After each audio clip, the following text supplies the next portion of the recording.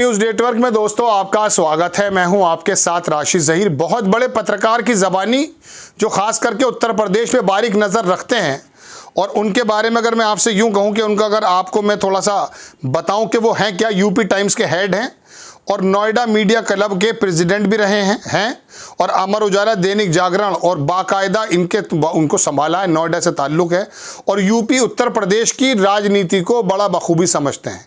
उन्होंने अपने Twitter handle पर लिख दिया है कि दोनों डिप्टी सीएम की छुट्टी, और नए डिप्टी सीएम का नाम भी लगभग इशारों में बता दिया है। आपके सामने डिस्कस करने के लिए हाजिर हुआ। आपको मालूम है कि किस प्रकार से योगी आदित्यनाथ ने धोबी पछाड़ करते हुए केंद्र को ही सख्ते में डाल दिया है। वहां दोनों से डिप्टी सीएम, प्रधानमंत्री जी जेपी नड्डा और तमाम योगी आदित्यनाथ इकट्ठे हुए माथापच्ची चल रही। खबर निकलकर कल से यह दौड़ रही है कि दोनों डिप्टी सीएम पर गाज गिर सकती है। अरे ये तो योगी को आदित्यनाथ को हटाने चले थे किसी के इशारे पर, इन्हीं पर गाज गिरने वाली है। ऐसा ही होता है, जब डूबती है कश्ती तो बोझ उतारा करते हैं। मैं आपको पहले खबर दिखा दूं और उन दोनों के नाम भी आपको बताने की कोशिश करूंगा जो अंदाज़ा इन्होंने दिया है, लेकिन पहले इनके 18 घंटे पहले का खबर देखिए। यूपी से जुड़ा बड़ा घटनाक्रम, योगी आदित्यनाथ को कोई खतरा नहीं, ये आपको 5 दिन पहले मैंने आपको बताया था। दोनों डिप्टी सीएम को बड़ा झटका, सीएम की बैठकों में हिस्सा नहीं लेने से केंद्र खफा। सुबह से लेकर शाम तक योगी आदित्यनाथ को निशाना बना रहे लोगों की ख्वाहिशों पर वर्षा ऋतु में तुषारपात हुआ है। यूपी में जल्दी बड़ा बदलाव देखने के लिए मिलेगा। उसके बाद खबर डाली है इन्होंने कि पश्चिमी उत्तर प्रदेश के बड़े ब्राह्मण नेता, याद रखिएगा बताने जा रहा हूं नाम, पश्चिमी उत्तर प्रदेश के बड़े ब्राह्मण नेता जल्दी उत्तर प्रदेश में नायब सीएम बन सकते हैं। बुंदेलखंड से ताल्लुक रखने वाले बड़े काबीना मंत्री भी डिप्टी की भूमिका में नजर आएंगे। यूपी की सियासत में जल्दी ही करवट लेने वाली है। कई बार विपक्ष का नेता भी सत्ता पक्ष को बड़ा फायदा पहुंचा देता है। अखिलेश यादव ने कुछ इसी तरह से योगी आदित्यनाथ को फायदा पहुंचाया है। पश्चिमी उत्तर प्रदेश से बड़ा ब्राह्मण नेता कौन है? क्या डॉक्टर लक्ष्मीकांत वाजपेयी तो नहीं? उन्हीं का नाम चल रहा है। कई सारे ग्रुप में उनकी बातें चल रही हैं। और फिर स्वतंत्र देव को क्यों भूल रहे हैं आप? उन्हीं के बारे में बताया जा रहा, बुंदेलखंड से ताल्लुक रखने वाले। तो अब क्या ये वजह है? अब ये तो किसी के इशारों पर काम कर रहे थे, अचानक ये क्या हो गया? या क्या तुषारपात हुआ है? ऋतु के मौसम में बात सही लिखी है इन्होंने। दोस्तों बात यह है कि योगी आदित्यनाथ को हटाना, मैंने पहले भी आपसे कहा था, फिलहाल संभव नहीं होगा। इनकी वजह से कुछ कुर्बानी ली जा सकती है और जैसे ही 10 विधानसभा सीट ये हारेंगे, जिसकी उम्मीद ज्यादा है, हालांकि योगी आदित्यनाथ उसमें तन मन धन साम दाम दंड भेद ऐसा लोग कहते हैं लगा देंगे, हारने नहीं देंगे। लेकिन अगर हार गए तो अमित शाह का रोल अब आकर के निकल कर आएगा। आपकी वजह से हमने कुर्बानी भी ले ली। केशव प्रसाद मौर्य तथा कथित कह सकते हैं, या मैं ये शब्द इस्तेमाल करूं या ना करूं, लेकिन सबसे बड़े नेता तो पिछड़ों में माने जाते हैं और कोई नज़र नहीं आता भारतीय जनता पार्टी में। इनकी अगुवाई में 2017 में भी चुनाव जीता गया था, तब भी सीएम बनने का मामला था। अब तो इनका पीडब्ल्यूडी भी नहीं मिल रहा है। जितिन प्रसाद के पास जो वो भागता वो भी कम से कम वापस मिल जाए, कुछ तो सुकून मिले। लेकिन बहरहाल हुआ यूं है कि अब आला कमान में जैसे बैठे तो अब इनके ऊपर से डांट लगने लगी है, आप बैठकों में गए क्यों नहीं? तो बैठक में तो भूपेंद्र चौधरी भी नहीं गए थे। सभी लोगों ने, क्या केशव प्रसाद मौर्य की इतनी हिम्मत हो सकती है कि वो योगी आदित्यनाथ को खुलेआम कहने लगे 2-2 बार के संगठन सबसे बड़ा होता है, और फिर उनके ही एरिया के अंदर अगर समीक्षा की बैठक हो और उसके अंदर वो पहुंचे ना, ब्रजेश पाठक ना पहुंचे, मुरादाबाद में मीटिंग हो और वो ना पहुंचे, ऐसा संभव कैसे? इसका मतलब ये है कि दिल्ली से कहीं को इशारा दिया गया था। अब दिल्ली वाले बाबू कहाँ हैं? कहाँ पर हैं वो लोग? आपको तो छोड़कर चले गए।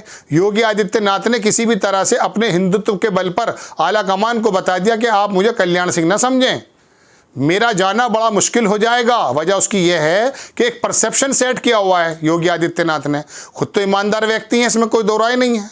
मैं आपसे कई बार कह चुका हूँ, लॉ एंड ऑर्डर ठीक ठाक चल रहा है, भले ही एक पक्ष के बारे में कुछ ज़्यादा बात कह देते हों, लेकिन 5 रुपए का भ्रष्टाचार भी सिर पे नहीं है। हाँ, नीचे जो प्रशासनिक स्तर पे हैं वो बागड़ बिल्ले बने हुए हैं। हजारों दर्जनों ऐसी मिसालें हैं कि जो थाने में 2000 में काम हो जाया करता था 2 लाख में होता है जनाब। ब्यूरोक्रेसी ऐसी निरंकुश हो गई कि नेताओं को शिकायत करनी पड़ रही कि हमारी सुन नहीं रहा है अधिकारी का जो भी मन आ रहा है वो कर रहा है, इसमें कोई दो राय नहीं है।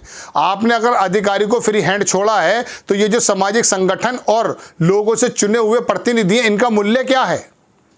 इसमें कोई दो राय नहीं कि इनका ज़्यादा हस्तक्षेप भी नहीं होना चाहिए, लेकिन इनको नगण्य भी नहीं किया जा सकता। लोग तो इनके दरबार में जाते हैं कि साहब डीएम साहब ने ये काम कर दिया, एसएसपी ने ये काम कर दिया है, और एसएसपी फ़ोन नहीं उठाता है। फिर क्या करेंगे ये लोग? फिर ये करेंगे कि जब चुनाव आएगा तो ये अपने घर बैठ जाएंगे, जैसा कि हुआ है। संगठन के लोगों ने वो दिलचस्पी नहीं ली जब पता चल गया कार्यकर्ताओं को। हालांकि ये पहले कार्यकर्ता धानों में उधम भी बहुत काट रहे थे, इसमें कोई दो राय नहीं है। सड़कों पे उधम काट रहे थे, हिंदू दल सड़कों पे आज भी कर रहे हैं, लेकिन अधिकारी इनको ज़्यादा सीरियस नहीं लेता। इनको मालूम है कि ये दूध का उबाल है, आएगा नीचे चला जाएगा। बहरहाल बड़ी खबर ये बता रहा हूँ मैं आपको कि उत्तर प्रदेश के अंदर ये घटनाक्रम एक बड़े पत्रकार की ज़बानी है। कई नेता इसलिए कहते हुए डरते हैं क्योंकि कर्फ्यू लगा हुआ है। गब्बर जो है बहुत बड़ी सज़ा दे देगा अगर मुँह से कोई ऐसी शब्द निकाल दी गया। हालांकि पहले के बामुकाबले थोड़ा सा सन्नाटा कम हुआ है भारतीय जनता पार्टी में। लोगों ने यदा कदा बोलना शुरू किया, चाहे वो योगी आदित्यनाथ के खिलाफ ही बोले हों, लेकिन उससे पहले तो कोई बोलता ही नहीं था। आपको पता वाणिज्य मिनिस्टर कौन है? बिजली का मिनिस्टर कौन है मालूम है? नहीं मालूम आपको? आपको दो ही शेर नज़र आते हैं, वही उनका नाम होता है, वही बोलते हैं। कभी कभी बीच में राजनाथ सिंह आ जाते हैं। कभी कभी जो होता है ना बैठक की एनडीए की, तो वहाँ अमित शाह नहीं पहुँचे, मोदी जी नहीं पहुँचे। भाई राजनाथ जी आप ज़रा एक्सेप्टेबल ज़्यादा हैं, थोड़ा समझा बुझा लो। अब जितने भी लोग थे उन्होंने अपना गुस्सा उनके सामने उतार दिया। खैर, तो मैं आपको ये बताने जा रहा हूँ कि उत्तर प्रदेश के अंदर अब धीरे धीरे आवाज़ें उठने लगी हैं, लेकिन मैं आपको फिर बता रहा हूँ ये घटनाक्रम बदलेगा ज़रूर। मैंने कल बताया था आपको कि जानी आपको मारेंगे तो ज़रूर, लेकिन वो हथियार भी हमारा होगा, जगह भी हमारा होगा, और वक्त भी हम मुतय्यन करेंगे। ये राजकुमार ने जो डायलॉग बोला था बिल्कुल सही बैठता है। अमित शाह या मोदी जी, इसमें तो कोई दो राय नहीं के बदलाव वो करेंगे, लिख लीजिए, लेकिन अभी समय नहीं है। योगी आदित्यनाथ को अभी धीरे धीरे पिछड़ा समाज के सामने विलन बनाने की कोशिश की जा रही है, जैसा कि लोग बता रहे हैं। उन्हें सिर्फ एक ही बिरादरी का नेता बताया जा रहा है, ब्राह्मण लॉबी भी उनके खिलाफ काम कर रही है। अब ये इलेक्शन अगर हार गए और गठबंधन ने 10 सीटों पे 8-7 सीटें हटा दी, जिसकी चांसेस ज़्यादा हैं। राहुल गांधी का बड़ा क्रेज है, अखिलेश यादव का बड़ा क्रेज है, लेकिन मैं फिर भी बताता हूं आपको कि जातीय समीकरण बड़ा ज़बरदस्त होता है। कुंदरकी के अंदर मुसलमान उतारने की कोशिश की जा रही है भारतीय जनता पार्टी की तरफ से। हो सकता है इनकी अक्ल आ जाए, कुछ मुसलमानों को लगा दें तो इनका भी काम बिगड़ जाएगा। बहरहाल तो अब ये 2 लोगों को हटाया जा रहा है। अब ये सोच रहे होंगे यार किसके चक्कर में आकर हम क्या क्या बातें बोल गए। संगठन बड़ा होता है, लीजिए हमारी डांट लग गई है। ऐसी रिपोर्टें सामने आ रही हैं कि आप वहाँ पर गए नहीं हैं तो धमका दिया गया है, जो भी कुछ हुआ है। क्योंकि योगी आदित्यनाथ को वाकई नेगलेक्ट करना बहुत आसान नहीं है। उस आदमी ने बेदाग छवि के साथ काम किया है, ज़बरदस्त वो काम कर रहे हैं। कुछ मौक़ों पर वो चूक भी जा रहे हैं, इसमें कोई दो राय नहीं है।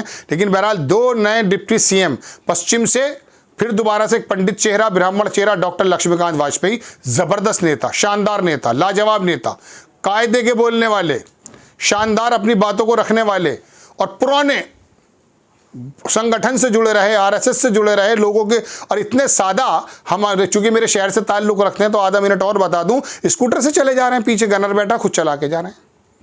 मंत्री बन गए, दुनिया भर की चीज़ें हो गई। इतने सादा, थाने जाकर बात कर बैठ जाते हैं। एक छोटे से कार्यकर्ता की, छोटे से आदमी की बात के लिए फ़ोन घुमा देते हैं। क्या हो रहा है? और हर बात की समझ, नगर निगम की बात हो, विकास प्राधिकरण की बात हो, कचहरी की बात हो, पीडब्ल्यूडी की बात हो, उस आदमी को ज़बरदस्त समझ है, तो अच्छा कदम होगा। चलिए खैर, आपको खबर कैसी लगी अपनी राय कमेंट्स बॉक्स में ज़रूर दीजिए। चैनल को सब्सक्राइब कीजिए, शेयर कीजिए। नेक्स्ट टाइम मैं किसी खबर के साथ हाजिर होता हूँ। जय हिंद।